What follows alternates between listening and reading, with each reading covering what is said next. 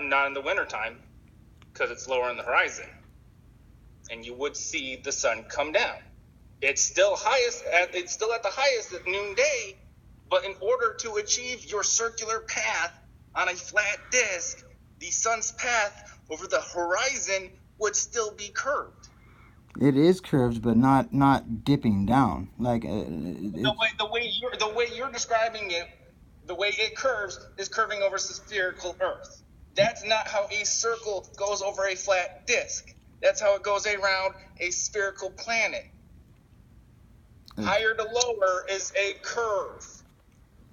Yeah, higher to lower or left to right. Yeah. Yeah. And then you get down here, you got your sun setting. Okay, here's something I haven't asked you yet. I know the What's big that? theory as far as the sun on a flat Earth is it is a directional light. It's a light. I don't know about directional, but it's a light. Yeah. Well, if it's not a directional light, it's a ball, it's sphere, it's glowing. Even if you're only seeing half of it, if it's half of a dome, it's a flat disk, and the light's going out. If it's not directional, then you're going to see that sun. If you get up is Everest, you could track the sun 24 hours a day. No. Yes. If it's on a flat plane and no obstructions, and it's a non-directional light, you will see that sun all day long because it's not going anywhere. Light doesn't travel forever. But yet you can, I mean, if you take the distance and you get light at the North Pole and you get light way down here in South America, do the math on that distance. If you're standing on freaking Everest and that sun goes around, pretty sure that's about the same amount of distance. Well, you're looking at it like it's when it passes over Everest, it doesn't pass directly overhead, and it's nowhere on Earth can you see the sun except for at the North Pole during like 3 days and 3 nights during 3 days 3 nights every year.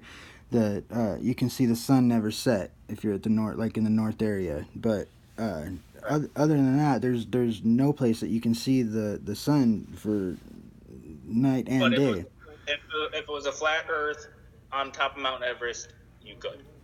I mean that's an assumption, but I mean it's not. But like I said, if you track the miles on how far the sun is seen, where it's hitting at on the North Pole and where it's hitting at on South America, find that mileage, and then you can plot it on your Everest on your flat map and check that distance around. Okay.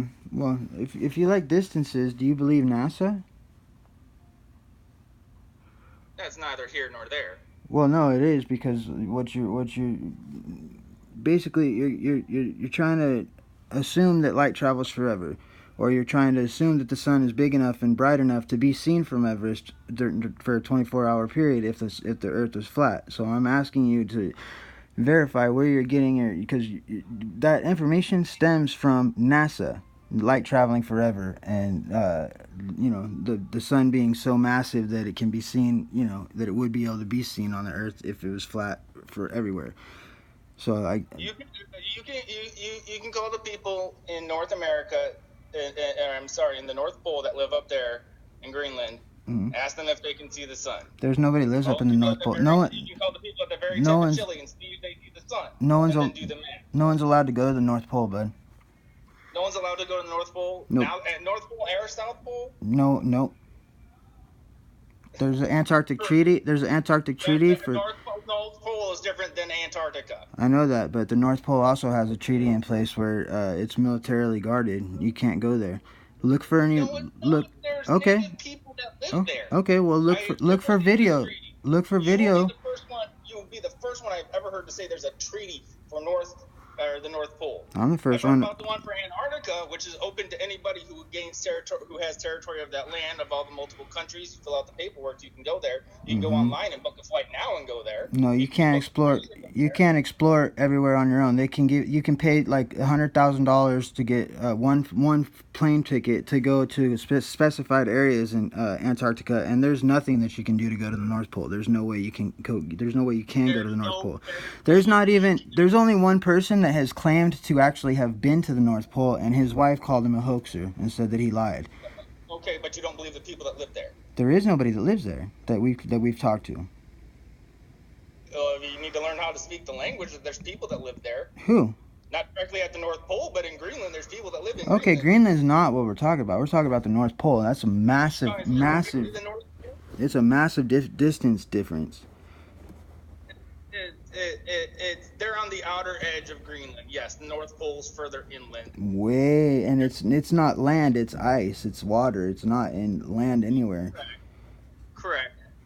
But that distance is not impossible to do. It's not that it's impossible. I'm not saying it's impossible. I'm saying that look for any evidence. Look for any video of evidence of anybody that claims to have been at or near or around the North Pole, and there's none. Nobody has ever gone there. Lots of people have. You just don't believe it. No, it's not that. I've looked for it. You just don't want to believe it. You don't. Hey bro, I didn't want to believe the earth was flat, dog. Like it took me having to avoid and ignore and try not to look at the evidence for a long time, dude, before I actually looked into it.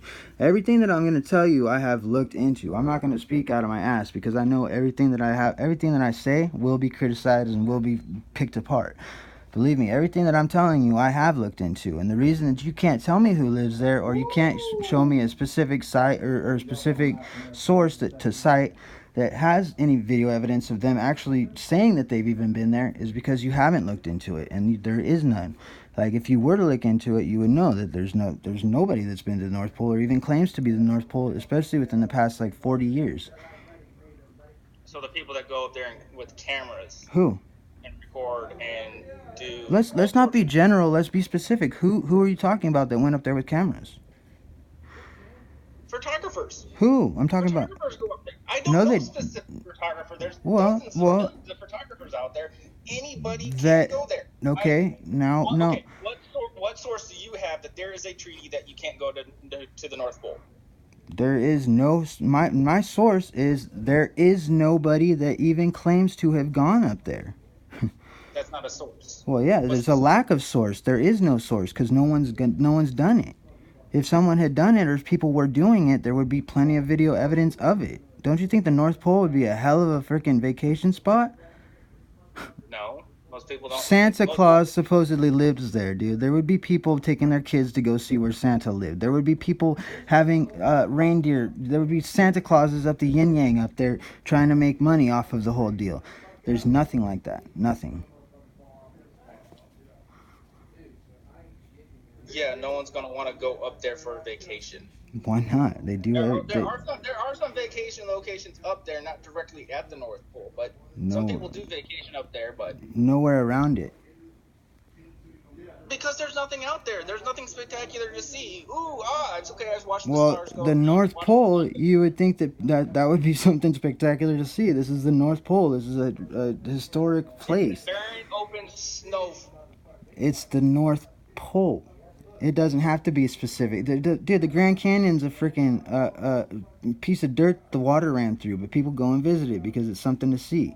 The North Pole is just a place to visit. People should be going there, but they're not. People go there. No, I'm telling you, they don't. Where's the source? Where's the source? That's what I'm asking you. Who goes there? A lot of people throughout history have gone there. Okay, no, nobody has. I'm saying, who is your source that have gone there? Do you have a computer next to you? No. You don't have any.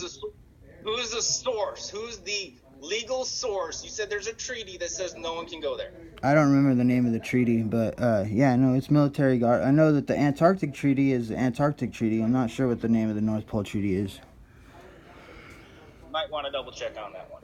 Well, I might, but still, we'll move on to that because a lot of flat earthers, because there's no working They haven't come up with a working model that works Yes, yet. we They all have. can't. Yes, we have. No, Yes. no. Then ask. And Ask the I top big of flat Earth. They cannot agree on it. Even Mark Sargent it's claims called that there is zero evidence for a flat Earth. well, no, Mark. yeah, sure, for sure. There's no evidence that it's completely flat. It could be only flat where we're at, but the area that we live at is flat. We know that much for sure. Okay, well, a lot of your flat Earth buddies say that the sun is a directional light. If it's a directional light, it wouldn't keep as a circle. Okay, But you don't why does that what is a directional light? What do you mean by directional light? like a flashlight. Because if it's not a directional light, like I said, many of them acknowledge this. If it's not a directional light, you can see and track the sun from Everest. That's why they Oh, say I it's just see. Okay, so it's not like a beam. You're saying it's a ball of light, so light goes everywhere from it, right? if the sun is a ball of light, then you can see it everywhere on Everest. Flat Okay. earthers, many flat earthers say it's like a flashlight, a directional desk lamp pointing Yeah. straight down over circle. No, But I don't think that at all. I'm pretty sure that the sun and the moon are independent balls of light that float underneath our dome, but inside the same dome as us. But the only reason that I say that the moon is an independent source of light is because the moon actually creates cold light. So in the night shade, like at nighttime, if you have piece of ground that you put a cardboard over and you cover it and you shade it from the moon's light, the and you wait for like 20 minutes or an hour or whatever, and you go back and you take the temperature of the cement that's in the shade and the cement that's in the moonlight. The cement that's in the moonlight will actually be cooler than the cement that's in the shade of the moon, because the moon creates a cold light. It actually emits a light that is the only light and the only source of energy that anybody knows of that's ever heard of that creates a cold fusion. It's not a warm. All electricity, all power, all energy usually creates hot. All light is hot. The moon creates cold light, and it's like the sun has healing properties, and then the moon actually has like healing properties in a different way. Like it's not, you can't reflect the sunlight. It can't be reflected sunlight, because nowhere ever you can't demonstrate another instance where hot light or any type of light can be reflected off of anything and then come cooler than to make a cooling effect like the moon does. There's no way that you can do that. yeah, but I haven't seen that properly done yet on a YouTube video that hasn't been debunked yet, because they're Well, not being accurate. They're either being too close to buildings, too close you to can do it trees. yourself. There's thousands of different Thousands of examples. stupid videos on there, yeah. Yeah, there's thousands of different independent sources. They're not just like a single source that gets paid for. These are independent sources But of. that still does not mean that the freaking moon creates its own light. It creates cold light Then why does it eclipse? because there's It's losing battery charge. well, no, like I actually watched this last eclipse, the solar eclipse, and the solar eclipse was funny because the moon was not visible up until the eclipse happened, and when it started happening, then it continued until it was full eclipse, and then after it was leaving, there was still no moon. But guess where the moon was that night? In the sky. The moon can't cross the sun. It takes roughly 27 days to go Well, around. look though, And when the moon can't during the cross the daytime sun during the and day. the moon is up, Hold on, listen though, you don't see it real because of the quick, sun's brightness real quick. and then the reflection of light the sun and moon off can't the be air in the sky molecule, at the plus all the daytime. light bouncing off of all the objects around you to your eyes are more powerful than the light reflecting off the moon. You missed the point, bro. Like the sun and the moon were in the sky at like 11 in the morning. All right, when I saw it, supposedly the moon was in the sky. Right, the moon blocks the sun. Right at 11 in the morning. All right. Well, when nighttime comes around, there's the moon all of a sudden. So how did the moon show up during the day and then the night? Still there? Yeah. Did you? Yeah. Can you hear me?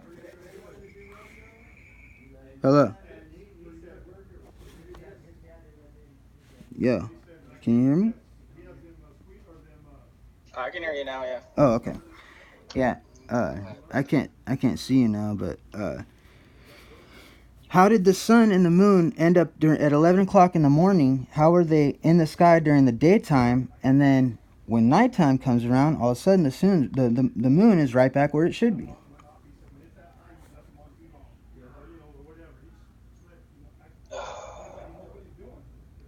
It can't work like that during the same day. I understand the phases of the moon, like it could be like that, opposite of the month. Like it could be, but it can't happen in one day. That it'll be in the sky during the day.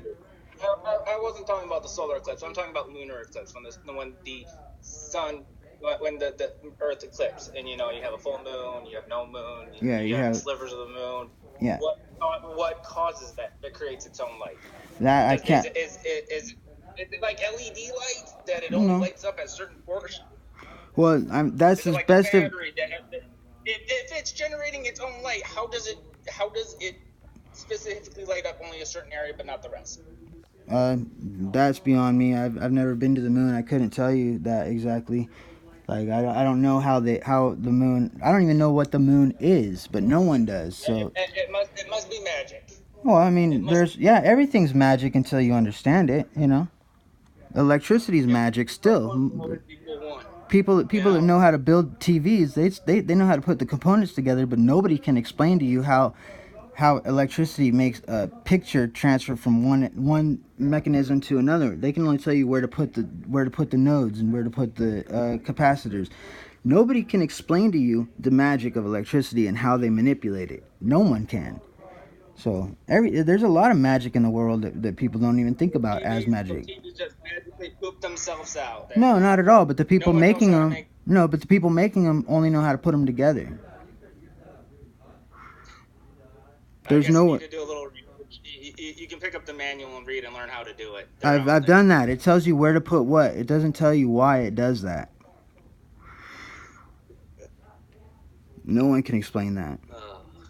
But here's an easy one though. You just need to ask the right people. Well, I've tried. Like I've asked the internet. That's supposed to be the right people no matter what. But here's the easiest one that anybody can understand, dude.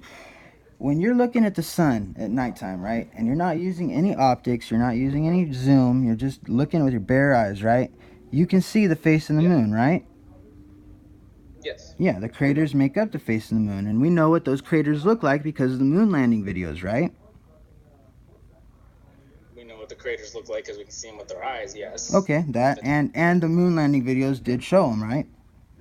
Correct. Okay, so now my question to you is, if the moon is 210,000 miles away, and we can see the craters, the little hills on the moon with our bare eyes, how come when you're only at the ISS, which is 300 miles up, nowhere near 210,000, only 300 miles high, it takes 150 times zoom to see the largest mountain range on Earth, which is many times larger than any hill or mountain or crevice or whatever you want to say is on the moon. Any crater on the moon does not compare by any means to the mountain ranges on Earth.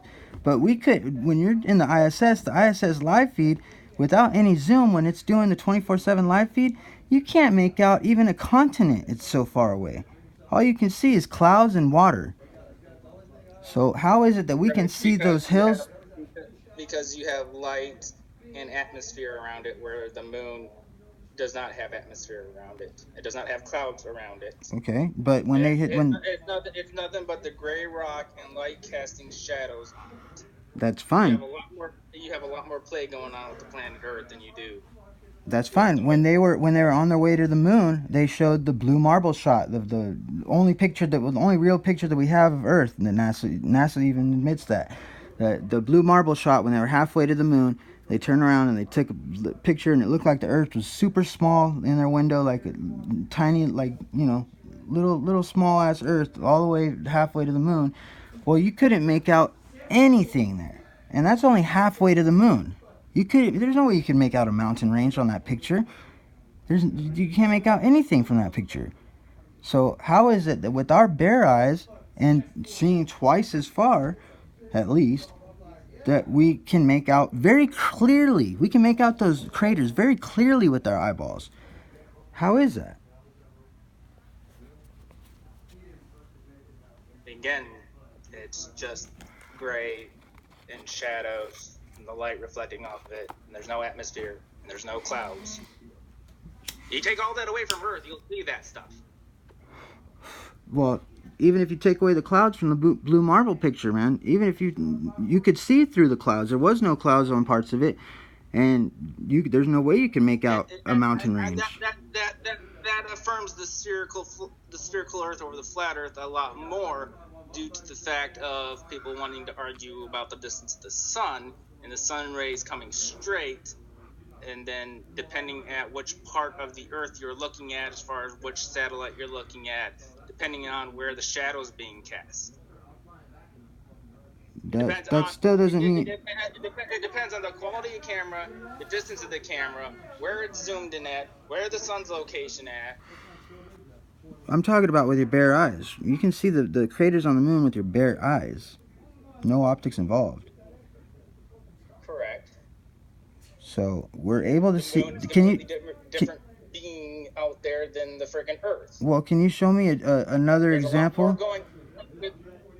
Can you show me a separate example, like a different example of being at one position? Say me and you are 5 miles away from each other, and I'm going to have to zoom in 30 times in order to see you, say. I'm just making up a number. Just say 30 times zoom it would take for me to see you. Now, how much times zoom will it take for you to see me? Depends if we got the same cameras or not. Same cameras.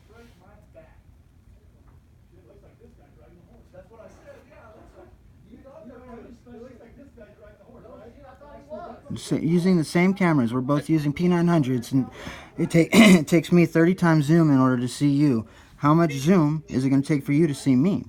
It's going to be 30, because it's the same, because we're dealing with the same atmosphere on the same planet. Okay, well, how come from only the ISS it takes 150 times zoom when it's not even out of our atmosphere? It's below our atmosphere, and it's 300 miles high. How come we can't make out the biggest mountain range on Earth at all from only 300 miles high, but then we're supposed to believe that without using any zoom, we're able to see 210,000 miles. That's 300. What is that?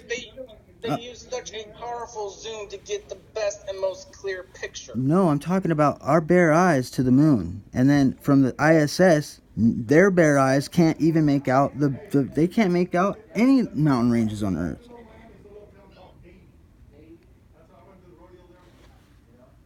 Think about that one, buddy.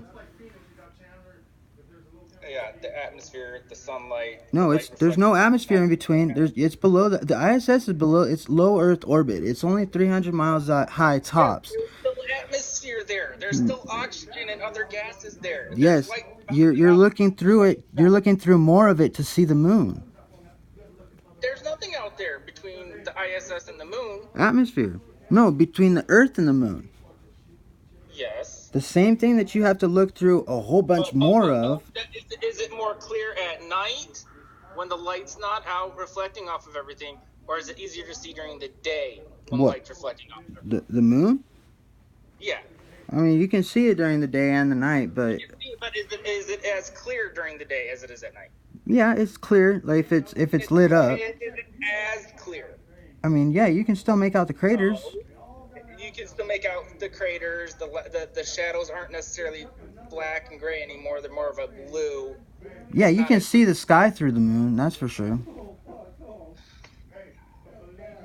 Well, I'm just saying, like, if the moon's only showing half of it, say it's got like a Cheshire Cat smile moon, where the moon is supposed to be the rest of it, that's just not lit up, you can see the sky through it. It's you can see stars through it at night, like where it's supposed to be solid. You can see through that.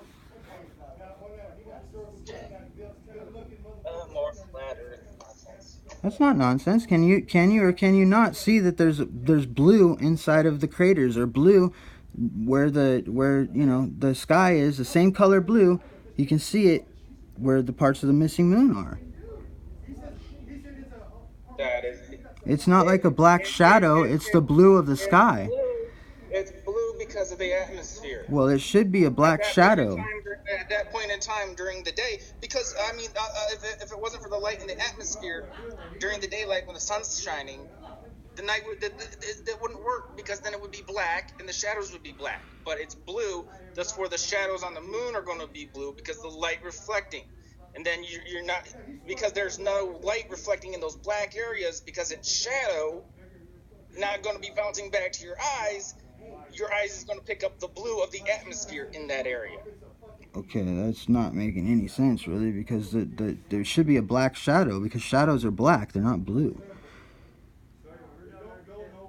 Because a black is the absence of light. Mm-hmm. Light is not shining. Actually, well, I mean, there's nothing's coming from that blackness to your eyes. But so you can still see black. You can see shadows. They're blue during the day. Shadows are not blue. Because of the atmosphere. Because there's nothing reflecting off that black surface back to your eyes. So the only thing your eye is picking up during that time is the light through the atmosphere picking up blue and replacing it in that area where there's no light coming into your eyes. Okay, then why can you see stars through it at night? I'd like to see a photo of this, because I have not seen one flat earther present solid proof of light through the moon. No, just write it down. It's not even really necessarily flat earthers. I've Googled it. I've listened to it. I have not found a single photo, a single video. There's plenty of videos of stars through the moon. You can see it yourself. You can see stars through the moon yourself. I've been out. I have been out. Have you used a telescope? I have been in Australia and seen the moon. I have been in Korea seeing the moon. I've been in Iraq and seen the moon. I've been in Japan and seen the moon. You have to use optics. I have never seen stars shining through the moon. No, you have to use optics. You have to use a telescopic view on your camera, or you have to use a telescope to find them. But they're there. And yet there's no photos. There's plenty. There's plenty of video evidence of it. There's non-flat earthers have shown it. So the moon's not a solid object then? No, I would definitely say no. In order to make shadows, would have to be. No, a light doesn't have to be solid. Light's not a solid thing. No, but light creates shadows when it gets stopped by an object. Mm-hmm. So what is so special about the moon that it makes blue shadows just because, and it's able to be seen through at nighttime? Like, there's not. At nighttime, it's not going to be blue shadows. No, it's black. Because the light is not of the Earth at nighttime is not blue during nighttime, because there's no sun. Okay. Light. I mean, you can look up. It's the world's blackest black. They painted a 3D object with it, and it was a little bust of a person. They put two of them side by side. They painted one with the world's blackest black. It absorbs all light, and it looks like a black, flat silhouette. All right. Black, depending on how black it is, black does not reflect light. So during the day when you see the moon, you're not going to see black, because there is no light coming from black. It's not being reflected because it's a shadow. So anything in that area is going to be blue, because the atmosphere between your eyes and the moon, because of the air molecules and the light refractions through the air molecules, is blue. Mm-hmm. Except for when the sun rises and sun sets, because of the different angle. Okay, can you show me another example of something like that? I know it's hard because it's the moon, but does it have to be something as far away from the moon for that to happen? Is that what you're saying? No, because how to put this? I mean, we don't have any other bodies close enough to view and look at like that. I mean, yeah, I understand that. And then between our atmosphere and those other bodies out there is far different. All right, well, let's switch gears here for a second. Can you show me another example of? Do you believe that space is a vacuum, the lack of air? Space is the voidance and absence of air. Yeah, so it's a vacuum, right? Vacuum, as in what it means, is void. Yeah, void, no air. If look up the earliest translation, and the translation that they use to mean the vacuum of space means void, means empty, means nothing, not a thing that's pulling. No, it's a vacuum chamber. It's already been pulled. All the air's pulled out of it. So there's nothing. Yeah. It's void. It's empty. Okay, so now if can you show me another example other than the atmosphere and Earth where you have a vacuum separated by simply gases, because that's what they say our atmosphere is made up of, where gases actually create a barrier so that the vacuum doesn't pull out the bubble of air? Can you show me another? It's empty. It's Yeah, no air. but it It's would. not pulling. If you're in No, a space if there's shuttle, nothing there, it's not pulling. if you're in a space shuttle and you get a hole poked in it, is it going to pull all the air out of there? No, the air escapes on its own because the inside is pressurized. Well, either way though, like it's going to suck out all the air. No, it's not sucking the air out. The air is being forced out because the higher pressure to lower pressure.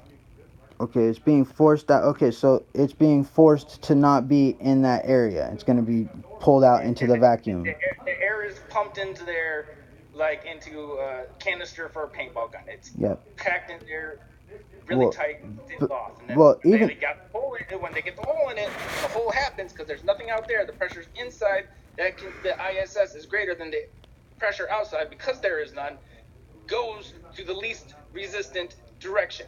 Okay, is there going to be any air left once the pressure equalizes? Is there still going to be some air when there's no more extra pressure inside of that space shuttle, or is it going to pull out all the air?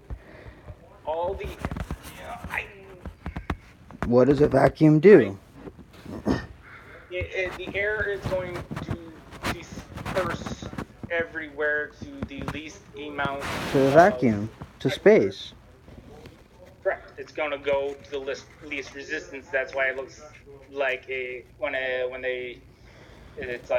looks like a gas. Oh yeah, like a gas, but it is a gas when they're changing directions on the ISS and stuff like that, and it disperses, and then you don't see it anymore. Well, that's what I'm saying. Like, there's no solid barrier in between the air on Earth and the vacuum of space. So what's preventing the vacuum of space from pulling out all the air? Because it's you're definitely pulling.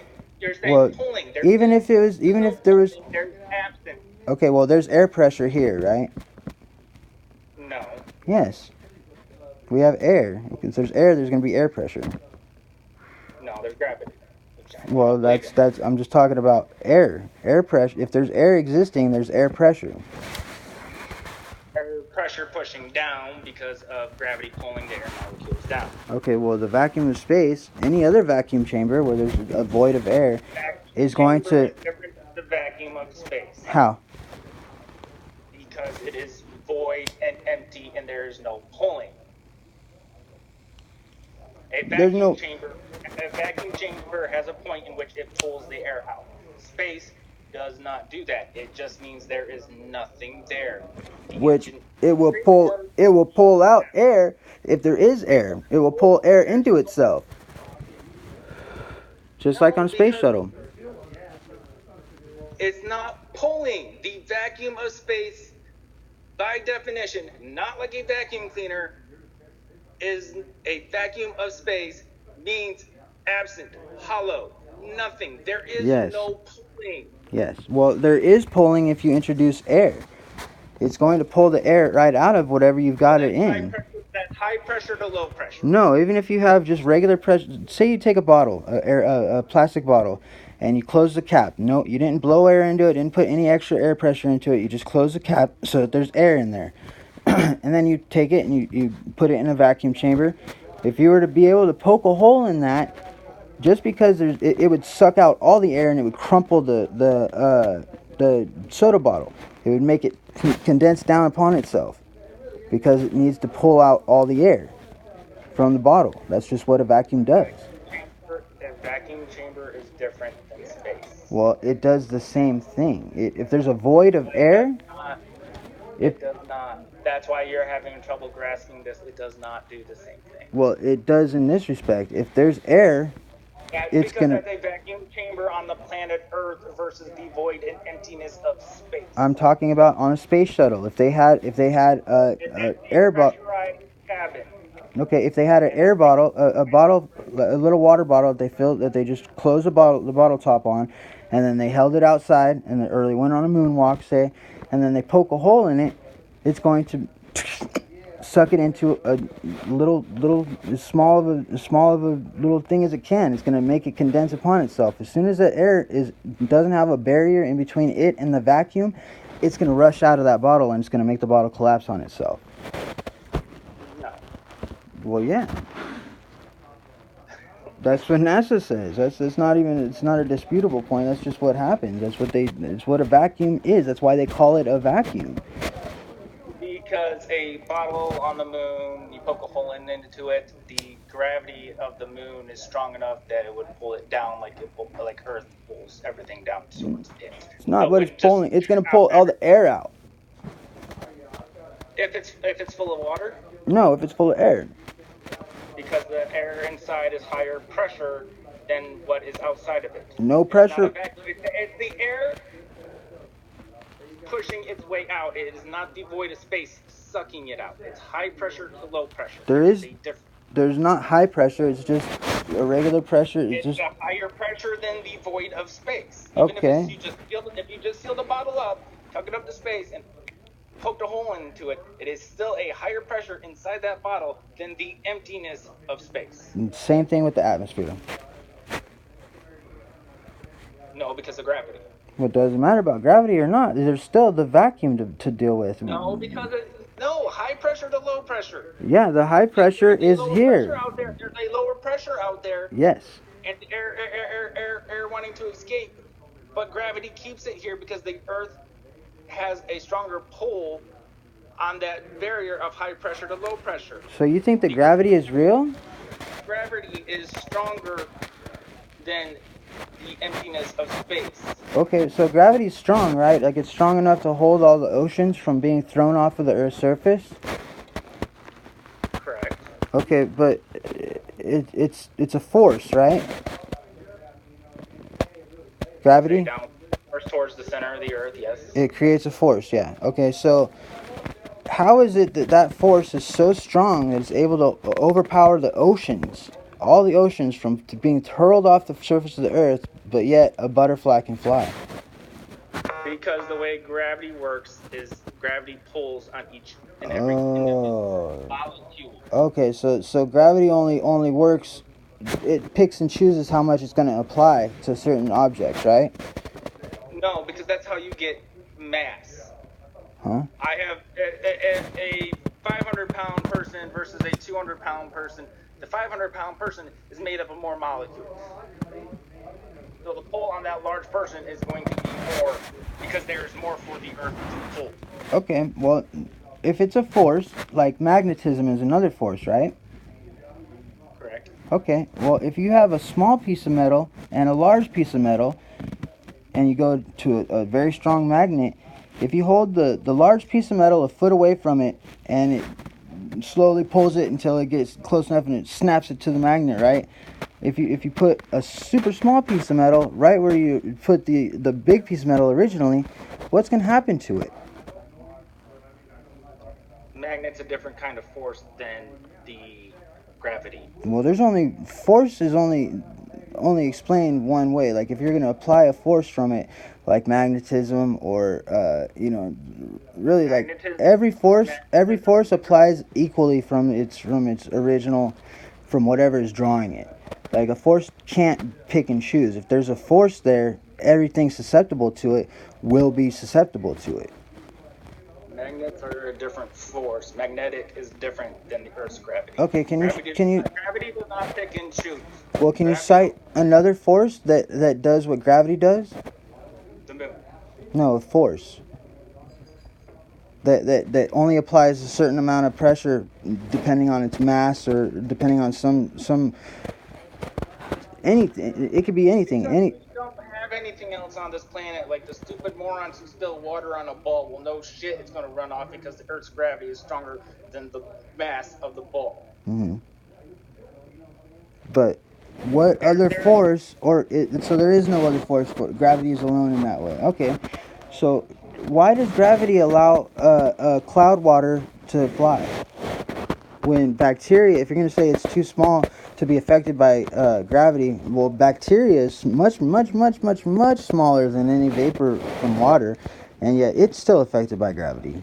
So Everything is affected by gravity. well, okay.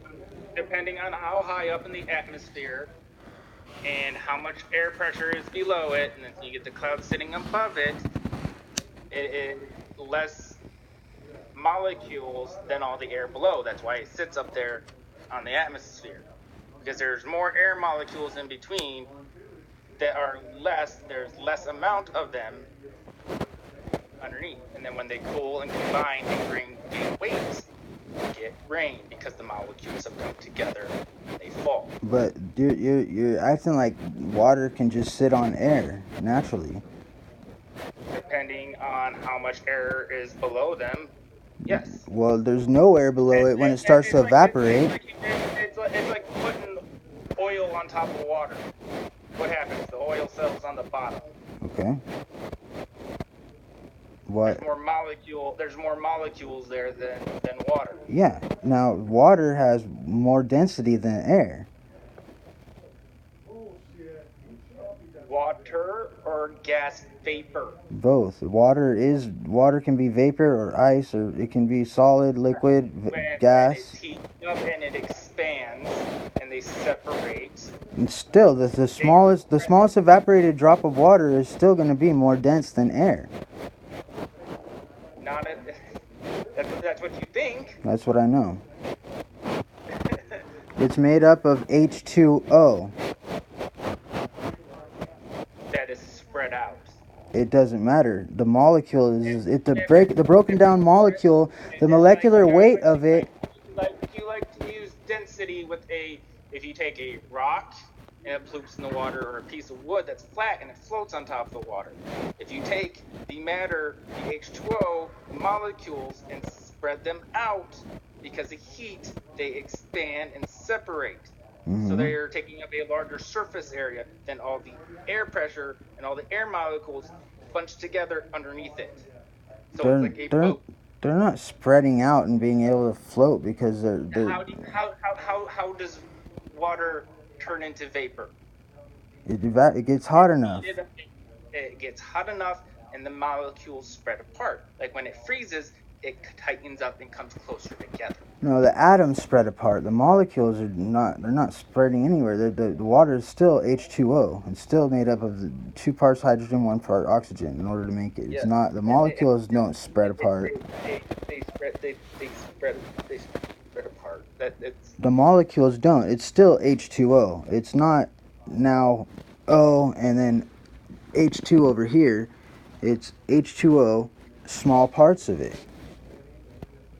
They're each individual little molecules. And yeah. When they get hot, they're still connected, but when they get hot, they spread apart. But they're still connected. They're still holding on. Exactly. They're still connected. So if they're still connected, then they're still heavier than O. And O is what makes up except for nitrogen. There's other things that make up our air, but it's mainly like 70% nitrogen. Because all those oxygen molecules underneath that water vapor. There's nothing in between it. It's part of the water. Yes, the oxygen molecule that's a part of H2O is different than just an individual oxygen molecule. Yeah. And when you spread them out, it becomes like a boat, and there's more oxygen molecules underneath the H2O molecules. Well, that's you're trying to make a fairy tale happen, bro. Like its molecular weight is not any it's heavier than the nitrogen and the air that's around it. It's the same amount of weight, but it's spread out, and there's more oxygen underneath the clouds right now. And the oxygen in the water molecules are so spread out in clouds, sitting up above them up there, that it floats like a boat. Well, what about all the oxygen on top of it? Like you're acting like it's a boat. Well, if they was hold on, real quick. If it was a boat, then you're talking about water would be on top of it and it's rising like a bubble. But if it's spread out, then it's gonna encounter all kinds of resistance, being spread out and trying to rise through it. If it was a boat in water, it would not be able to rise up like that. It would it would experience all kinds of resistance. So it can't be rising above the other oxygen when there's too much oxygen in the way for it to hit if it's spread out like that. Air rises, hot molecule rises, hot water turns to vapor and rise. It happens Yes. on the stove when you boil water. It's the same Yes. thing. Well, it's not the same thing because you're incorporating gravity to it. It's already miraculous without gravity being incorporated. Now, once you incorporate gravity, it's ridiculous. No, you just don't want to believe it. Well, think about it. Can you explain it without a force pulling it down? It still shouldn't happen, really, like logically. Logically, yes, it does happen. No, I get that it does happen, but I'm saying it weighs more than the air around it. Not underneath it. Yes, all air is the same molecular weight. No, because there's more. The air is more condensed the closer you get to Earth. That's why it gets thinner the higher you get up. That's why we have different levels of clouds on top of clouds depending on where they're at in the atmosphere. Because there's more air in some areas, and the higher up it gets thinner, higher up it gets thinner. Yeah, the air gets higher. The air gets thinner as it goes up, but it should be, if it's going to be evaporating, it should be thinnest down there in order for it to fucking be able to rise. But it's not. It's thickest down there. It's more dense down there. Depending on how hot it is, and then it rises. Well, it's always going to be more dense at the lower than it is at the higher. At the highest. Because actually it does change. Densities do change throughout different layers of the atmosphere. But at the highest point is always going to be less dense than the lowest point. And then further away, and you can look this up online, is the fact that the atmosphere, the air in our atmosphere does go into space. And the moon... It does? And the moon does pull on the atmosphere, just as it pulls on the water. It does escape. Well, there's 2 tides a day. How's there a high and a low and a high and a low twice a day if the moon only passes once?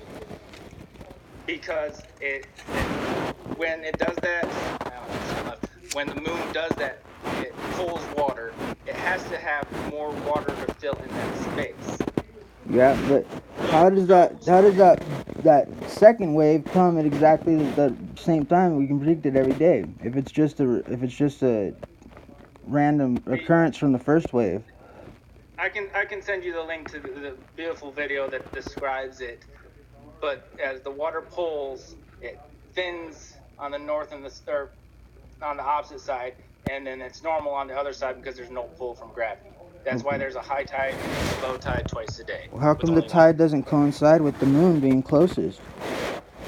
It does. No, it doesn't. The tides are always highest when there's the moon. Wherever the moon's at is at the highest. It happens twice a day.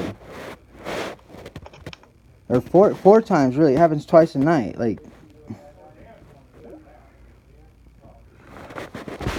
I guess he's done.